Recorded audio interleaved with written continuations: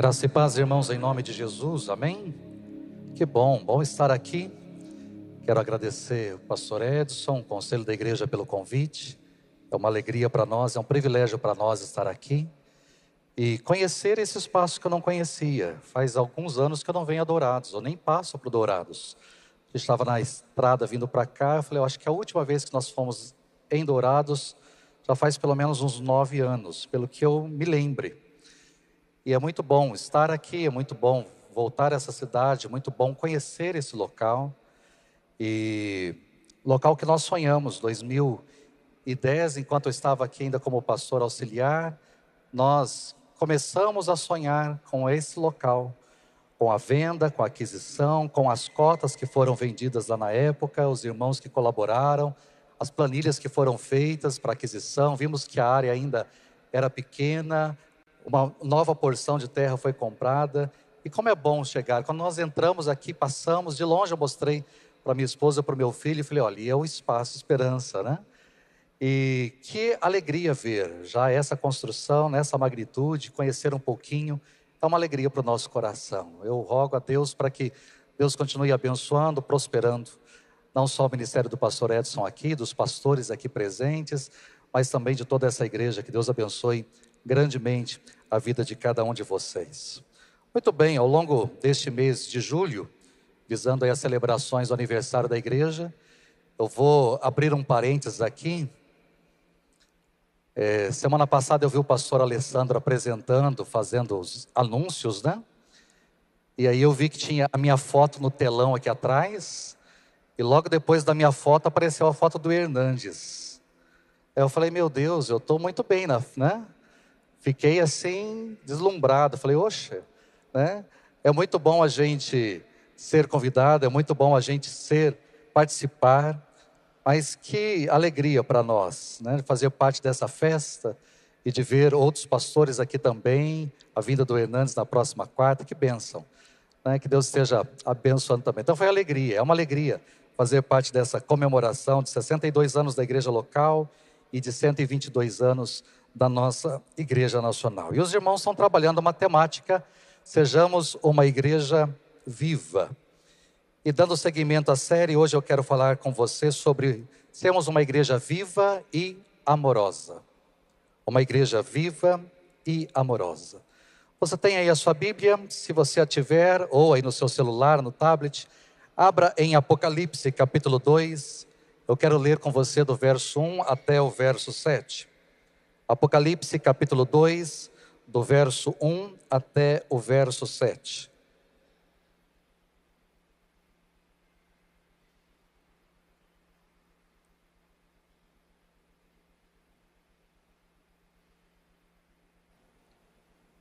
O texto também será projetado aí para você, para que você possa acompanhar. Diz assim: ao anjo da igreja em Éfeso, escreva: essas são as palavras daquele que tem as 7 estrelas em sua mão direita e anda entre os 7 candelabros de ouro. Conheço as suas obras, o seu trabalho árduo e a sua perseverança. Sei que você não pode tolerar homens maus, que pôs à prova os que se dizem apóstolos, mas não são, e descobriu que eles eram impostores. Você tem perseverado e suportado sofrimentos por causa do meu nome, e não tem desfalecido. Contra você, porém, tenho isso: você abandonou o seu primeiro amor. Lembre-se de onde caiu, arrependa-se e pratique as obras que praticava no princípio. Se não se arrepender, virei a você e tirarei o seu candelabro do lugar. Mas há uma coisa a seu favor: você odeia as práticas dos nicolaítas, como eu também as odeio. Aquele que tem ouvidos, ouça o que o Espírito diz às igrejas. Ao vencedor darei o direito de comer da árvore da vida que está no paraíso de Deus. Éfeso era a maior, a mais rica e a mais importante cidade da Ásia Menor. Éfeso era o centro do culto à deusa Diana, cujo templo era uma das 7 maravilhas do mundo antigo. Éfeso era uma cidade mística, uma cidade cheia de superstição e um dos centros do culto ao imperador. Além do misticismo e além da idolatria, havia também uma perseguição implacável àqueles que buscavam ser fiéis a Deus. E também prevalecia nessa cidade a prática da imoralidade. Paulo visitou a cidade de Éfeso no final da sua segunda viagem missionária, aproximadamente no ano 52 depois de Cristo. Em sua terceira viagem, Paulo ficou nessa cidade por 3 anos. E nesse período, diz Atos capítulo 19, no verso 10, que nesse período, todos os judeus, os gregos que viviam ali na província, ouviram a palavra do Senhor. E muitos milagres aconteciam através da vida do apóstolo Paulo. Foi uma cidade impactada pela pregação da palavra, uma cidade impactada pelos milagres que o Senhor realizou através do apóstolo. E não apenas isso. No verso 17 e 19 do mesmo capítulo 19 de Atos, diz que todos os judeus e gregos que viviam ali em Éfeso foram tomados de temor. E o nome do Senhor Jesus era engrandecido. Muitos dos que creram vinham, confessavam, declaravam abertamente as suas más obras. Grande número dos que tinham praticado ocultismo reuniram seus livros, queimaram esses livros publicamente. Ou seja, houve uma conversão em massa, pessoas se rendendo, pessoas se entregando, pessoas reconhecendo a pessoa de Jesus, voltando-se para o Senhor e num relacionamento verdadeiro com Ele. Durante a sua primeira prisão em Roma, Paulo escreveu a carta aos Efésios, agradecendo a Deus o amor daquela igreja, o cuidado daquela igreja para com a sua vida. Timóteo foi enviado para ser pastor desta igreja. Mais tarde, o apóstolo João se tornou também um dos seus pastores. E agora, depois de 40 anos, já na segunda geração de crentes, é que Jesus então escreve essa carta que está aí no capítulo 2 de Apocalipse. O que temos em nossas mãos não é apenas uma simples carta, é uma carta de Jesus. Não foi uma carta idealizada por João. João apenas escreveu, mas foi o próprio Senhor Jesus quem ditou. Foi o próprio Senhor Jesus que disse para João: aquilo que você ouvir e aquilo que você ver, escreva. Era o próprio Senhor dizendo para João aquilo que ele deveria escrever e encaminhar para a igreja. E é interessante que num primeiro momento Jesus se apresenta como aquele que está presente e aquele que está ativo. Jesus começa a sua carta no versículo 1 dizendo: essas são as palavras daquele que tem as 7 estrelas em sua mão direita e anda entre os 7 candelabros de ouro. Quando nós olhamos para o capítulo 1, nós entendemos o que são essas estrelas e o que são também esses candelabros. Os candelabros eram a representação da igreja. As 7 igrejas da Ásia Menor, as 7 igrejas que Jesus vai encaminhar carta, essas 7 igrejas foram representadas através de candelabros de ouro. E Jesus passeia no meio desses candelabros, está presente no meio desses candelabros. E Jesus então escreve para a igreja de Éfeso dizendo: eu sou aquele, quem está escrevendo essa carta, quem está ditando essa carta, quem está encaminhando essa carta para você, é aquele que está presente no meio da igreja, é aquele que caminha no meio da igreja, é aquele que circula no meio da igreja. E isso é interessante nós entendermos, porque nós, infelizmente, perdemos a noção, o impacto dessa verdade, dessa presença real.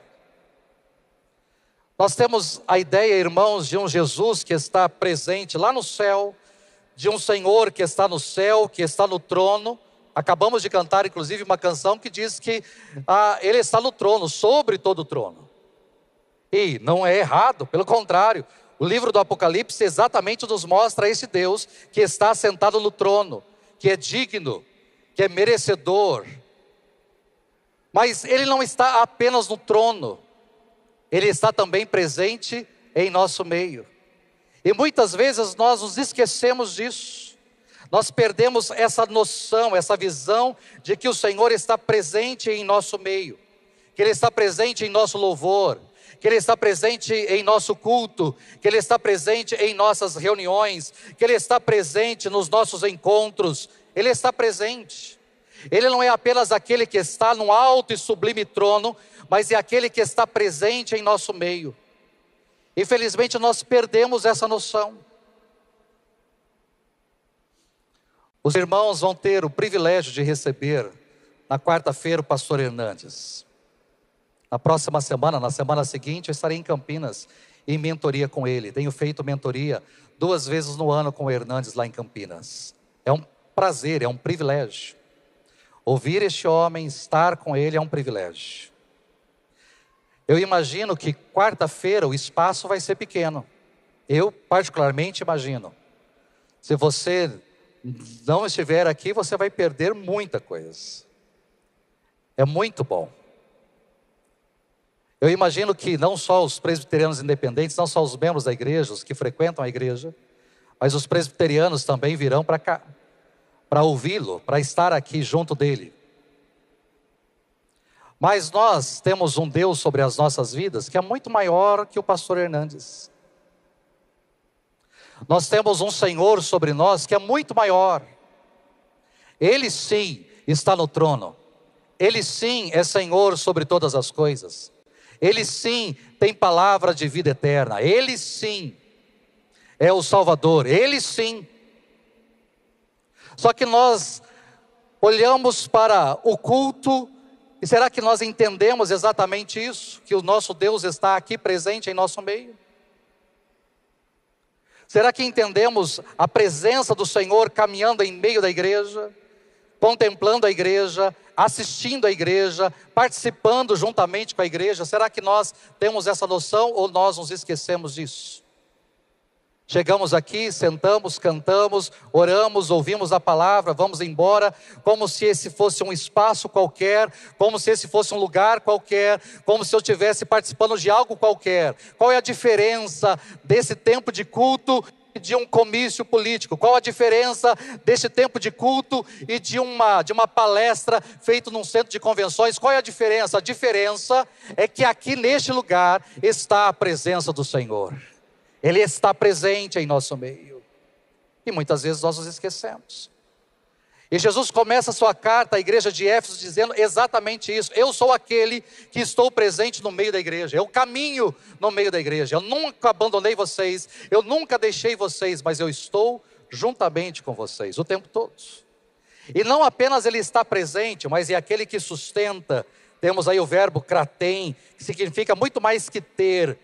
É aquele que conserva, é aquele que segura com firmeza, é aquele que tem dentro de suas mãos com toda a segurança. Esse é o nosso Deus, que está presente, mas é o nosso Deus também que nos segura bem firmes, que caminha conosco, mas que nos protege. É o Deus que caminha conosco, mas é o Deus que ao mesmo tempo nos envolve e não permite que nenhum mal nos atinja, nenhuma praga venha sobre a nossa tenda. É o Deus que realmente está conosco o tempo todo, mas é o nosso protetor também. Nessa carta o Senhor Jesus destaca 3 grandes virtudes da igreja de Éfeso. A primeira virtude era uma igreja fiel na doutrina. Mesmo cercada por perseguição, mesmo atacada por constantes heresias, essa igreja permaneceu firme na palavra. Contra todas as ondas, novidades que surgiram, essa igreja permaneceu firme. Quando nós lemos Atos dos Apóstolos, capítulo 20, o apóstolo Paulo orientou os presbíteros daquela igreja, os presbíteros da igreja de Éfeso, de que eles deveriam ficar preparados, porque penetrariam no meio da igreja lobos. E o tempo passou, os lobos de fato vieram. Lobos haviam chegado, mas a igreja de Éfeso enfrentou com firmeza. A igreja de Éfeso entendeu que existiam verdadeiros apóstolos, mas falsos apóstolos. Existiam verdadeiros profetas, mas falsos profetas. Homens que queriam ensinar heresias, e a igreja combateu essas heresias. Essa igreja possuía discernimento espiritual. Além de ser intolerante com a heresia, ela também era intolerante com o pecado moral. E aí nós temos no verso 6, surgem os nicolaítas, uma seita que pregava um evangelho sem exigências, uma seita que pregava um evangelho liberal, um evangelho sem proibições. Eles queriam experimentar o melhor da igreja, mas ao mesmo tempo o melhor do mundo. Eles incentivavam os crentes a comer comidas sacrificadas a ídolos. Eles ensinavam que sexo antes ou fora do casamento não era pecado. Eles estimulavam a imoralidade sexual. Mas a igreja de Éfeso não tolerou nem a heresia e nem a imoralidade, a obra dos nicolaítas. Uma segunda qualidade dessa igreja era uma igreja envolvida com a obra. Ela não era uma igreja de teoria, era uma igreja de prática, uma igreja que agia. Havia labor, havia trabalho, trabalho intenso, trabalho árduo. Os crentes eram engajados, não meramente espectadores. Não eram pessoas que assistiam, eram pessoas que trabalhavam, que agiam. As pessoas se envolviam no trabalho. Não era apenas um auditório, uma assistência, mas era trabalho. A igreja não vivia apenas esse trabalho, essa obra intramuros, mas extramuros também. Ela não se deleitava apenas em si mesma, não era uma igreja narcisista, mas por meio dessa igreja o evangelho foi pregado em toda a Ásia Menor. Era uma igreja que realizava muitas obras, que fazia muita coisa, era intensa, era cheia de trabalho, uma igreja efetiva, uma igreja que fazia acontecer. Mas uma terceira e última qualidade dessa igreja, era uma igreja perseverante nas tribulações. Ser crente em Éfeso não era ser popular. Lá ficava um dos maiores centros do culto ao imperador. Muitos crentes estavam sendo perseguidos e mortos por não se dobrarem diante de César. Outros estavam sendo perseguidos por não adorarem a grande deusa Diana dos Efésios. Outros estavam sendo seduzidos a cair nos falsos ensinos dos falsos apóstolos. Mas os membros daquela igreja perseveravam. Inclusive será o tema, se eu não me engano, daqui a alguns dias para os irmãos. Uma igreja que perseverava. Mesmo diante das lutas, mesmo diante dos embates, uma igreja que perseverava. Que igreja? Quando eu olho para essa primeira carta, olho para a igreja de Éfeso, eu olho para as suas qualidades, para as suas características e digo, que igreja? Uma igreja que tinha posicionamentos, uma igreja que tinha atitudes louváveis, uma igreja que tinha comportamento ético, uma igreja que trabalhava arduamente, uma igreja que perseverava, que não desanimou, teve forças espirituais para suportar os impositores da fé, os falsos mestres, uma igreja que tinha doutrina sadia e doutrina equilibrada, uma igreja que se mostrou leal ao Evangelho de Cristo, uma igreja que mesmo diante de sofrimentos por causa do nome de Jesus, permaneceu firme em sua caminhada. Verdadeiramente marcas de uma igreja séria, de uma igreja comprometida com Cristo, uma igreja que travou batalhas com seitas, com heresias, uma igreja que não se deixava influenciar pelas pessoas ou pelas ondas externas, uma igreja que não ficou relaxada diante de práticas pagãs, uma igreja com teologia pura, doutrina sólida. Mas pastor, então, se essa igreja era tudo isso, tinha todas essas qualidades, era uma igreja perfeita? Não. Éfeso não era uma igreja perfeita. E aí, quando nós chegamos no verso de número 4, nós entendemos isso. Porque existia uma falha nessa igreja. Uma falha. Após elogiar, o Senhor mostra a ela qual é o seu defeito. Qual é o seu ponto negativo. O que precisava ser modificado. A igreja de Éfeso era fiel na doutrina. Era operosa, perseverante, mas ela tinha abandonado o seu amor. Ela tinha se esfriado. À medida que o tempo passou, ela passou a viver e servir de maneira errada. Passou a servir por servir, sem amor. Perdeu suas genuínas e puras motivações para realizar a obra do Senhor. Ela perdeu a motivação do trabalho. Ela perdeu o combustível principal para a obra, que é o amor. Este era o defeito da igreja de Éfeso. E este também pode ser o nosso defeito. Fazer as coisas sem amor. A crítica à igreja de Éfeso é que ela não estava fazendo as coisas para o Senhor. Pelo contrário, ela estava fazendo, mas sem a motivação correta. E aqui é onde o texto se torna bem prático para cada um de nós. Por que você faz aquilo que faz? Por que você está aqui nessa manhã? Já ouvi muitas pessoas dizendo, não, domingo eu tenho que ir à igreja. Porque se eu não for à igreja, para mim parece que não é domingo. Parece que a semana não dá certo. Qual é a motivação? O que traz você aqui? Por que você está aqui? Por que eu estou aqui? Por que nesse domingo eu estou diante da palavra, diante de vocês pregando a palavra? Por que eu estou fazendo aquilo que eu estou fazendo? O que é que motiva o meu coração a fazer o que eu estou fazendo? Aos pastores que aqui estão, aos presbíteros que aqui estão, aos diáconos, diaconisas que aqui estão, por que vocês fazem o que fazem? Por que vocês são pastores? Por que vocês são presbíteros? Por que vocês exercem um diaconato? Qual é a motivação? O que há no coração? O que pulsa dentro de você? E não só apenas os oficiais, mas com toda certeza existe uma infinidade de ministérios da igreja e pessoas envolvidas nos mais diferentes ministérios. Você que chegou aqui às 9 horas ou talvez um pouquinho depois das 9, quando nós entramos aqui na cidade, passamos aqui à frente, era por volta de 8 horas da manhã, já tinha alguns carros aqui na frente.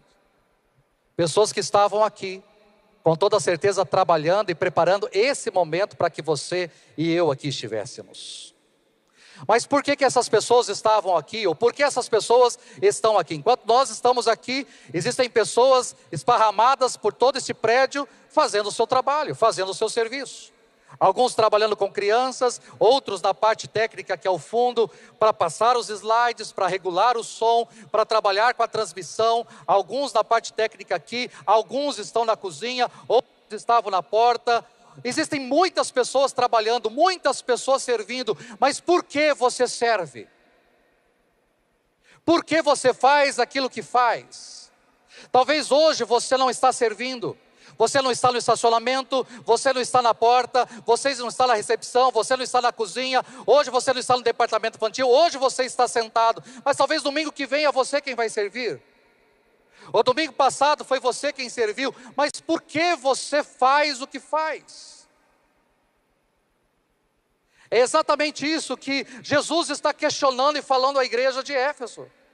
Eu tenho contra você que você perdeu a motivação, você perdeu o combustível, você perdeu aquilo que de fato você tem que ter para fazer. Você é linda, igreja, você é maravilhosa, as suas qualidades, o seu trabalho, a sua posição, a sua postura, a sua doutrina, a sua teologia, o seu ensino, é tudo lindo, é maravilhoso, mas eu tenho algo contra você, você não faz da forma correta.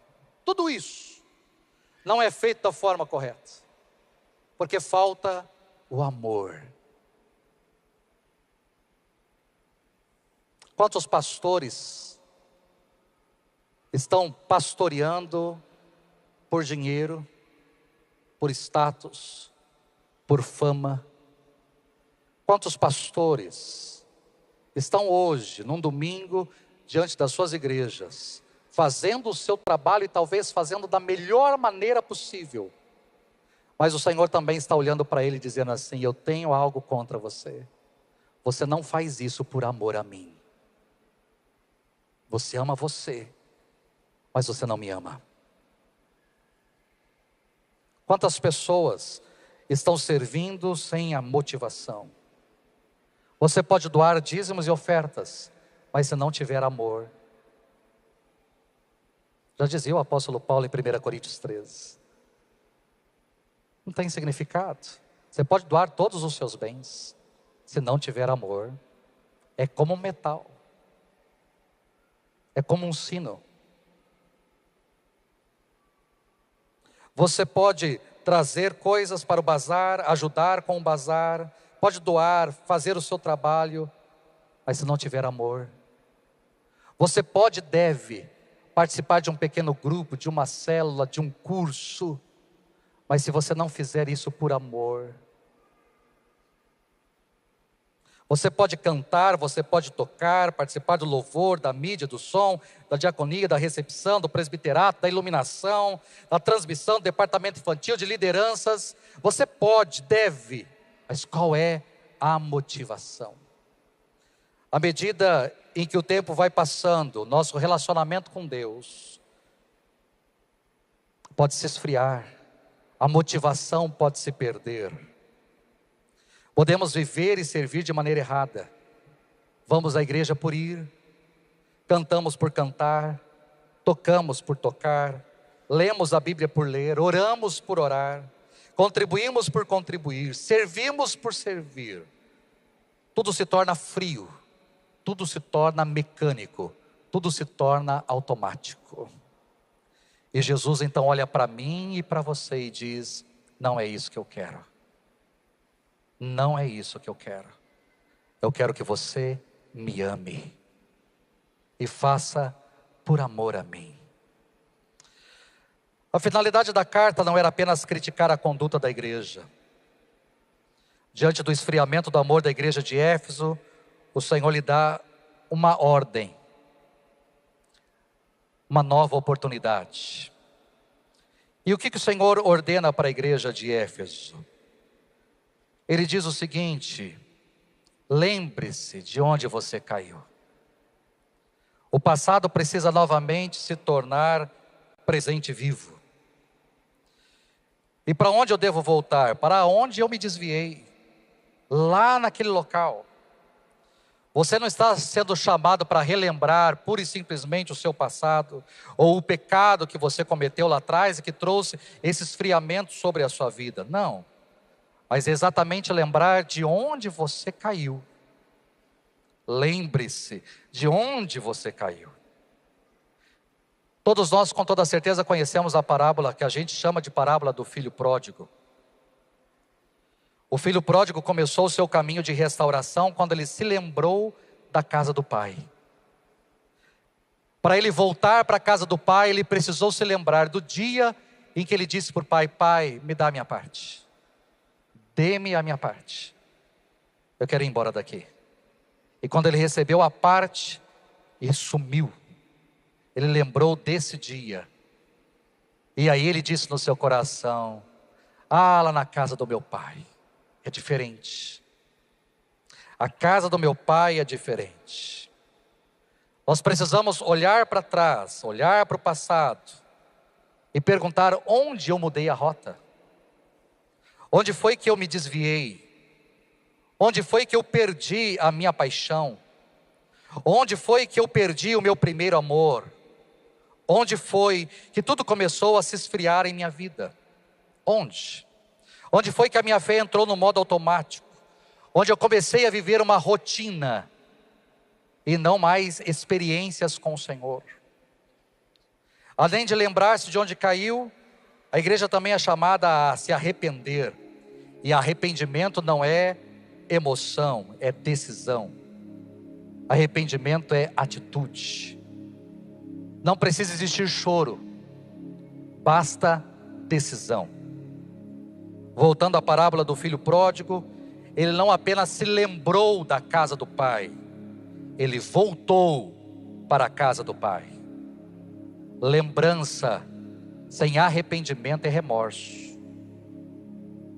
Lembrança sem arrependimento, sem voltar para casa, é remorso.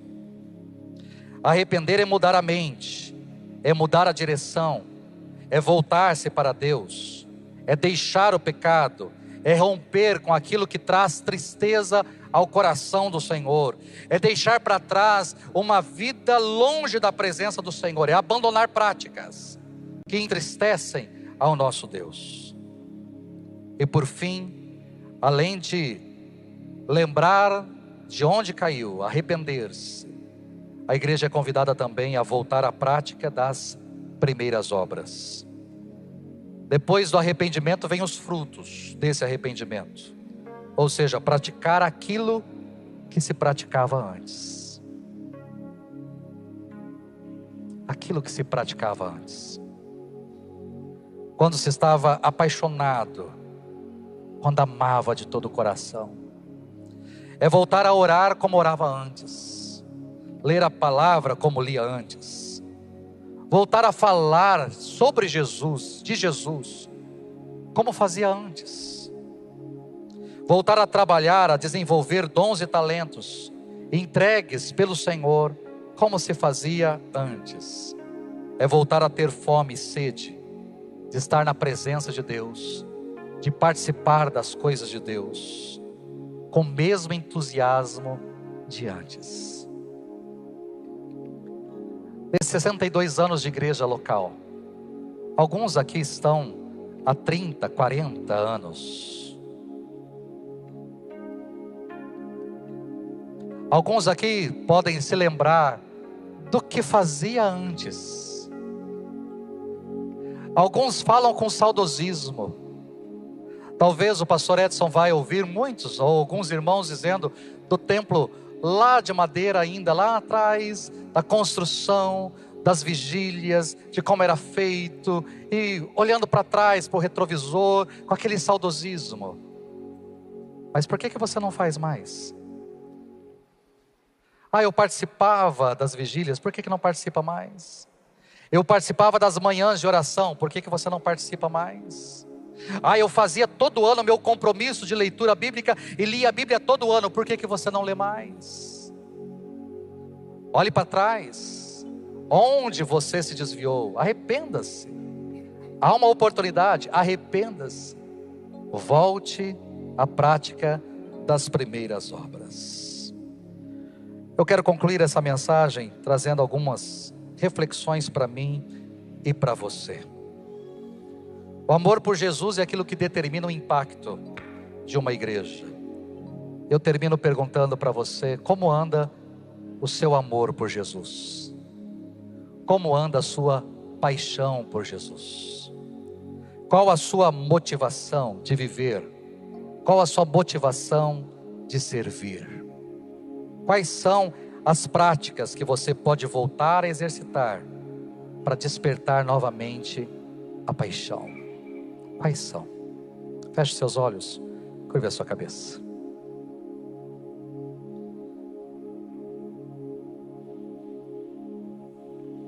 Pai, nós te agradecemos por essa palavra. Com toda certeza o Senhor olha para esta igreja. E se o Senhor fosse escrever uma carta específica para essa igreja, o Senhor teria muitos elogios para fazer. O Senhor olharia para nós, para o nosso trabalho, para a nossa pregação, para a nossa teologia, para o nosso zelo, para o nosso compromisso, para o nosso comportamento. O Senhor traria muitos elogios. Mas será que o Senhor, assim como para a igreja de Éfeso, será que o Senhor não olharia para nós e diria: eu tenho algo contra você, porque você está frio, porque você está longe, porque você abandonou o amor. Você tem feito, mas você faz por fazer, lê por ler, ora por orar, vem apenas por vir, para participar. Você já não sente mais a minha presença, você não tem mais experiências comigo. Será que o Senhor não estaria falando isso ao nosso coração? Ao coração de pastores, de presbíteros, de diáconos, diaconisas, ao coração de líderes, de células, de cursos, de pequenos grupos, de líderes de ministérios, dos voluntários dos mais diferentes setores. Será que o Senhor não está dizendo isso para nós? Trabalhe o nosso coração. Que essa palavra não volte para o Senhor vazia, mas que ela traga frutos e resultados. Seja com a vida dos teus filhos aqui, seja com essa igreja, seja com teu povo. E leva-nos para mais perto do Senhor. Leva-nos a termos um relacionamento sincero e verdadeiro contigo. Em nome de Jesus que nós oramos. Amém e amém. Deus os abençoe.